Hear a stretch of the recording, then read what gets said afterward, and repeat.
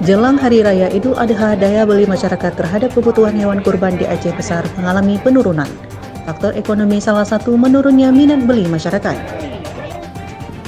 Jelang Hari Raya Idul Adha 1444 Hijriah, daya beli masyarakat terhadap kebutuhan hewan kurban mengalami penurunan dibandingkan dengan tahun lalu, seperti terlihat di Pasar Hewan Ulekaring yang terletak di kawasan Cot Idi, Kecamatan Krung Barunajaya, Aceh Besar.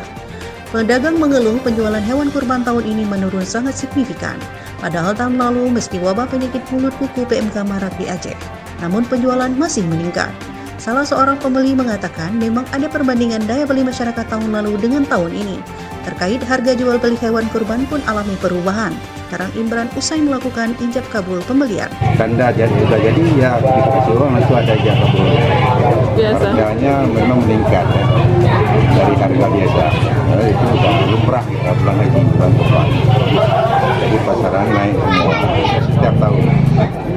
Bahar, pedagang hewan kurban menjelaskan tahun lalu meski ada wabah PMK di Aceh, daya beli meningkat dikarenakan peternak tidak mau hewan peliharaannya terpapar penyakit yang menyerang mulut dan kuku tersebut.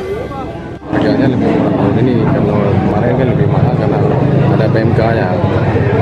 Ini kan satu dari PMK-nya, makanya penjualannya lebih menurun. Kemarin karena banyak sapi yang PMK lebih tinggi ya, sekarang lebih cenderung dah menurun harga sapi kurban. Dan pun banyak nggak laku 12, setengah 18 ada 21, banyak yang tinggal 21.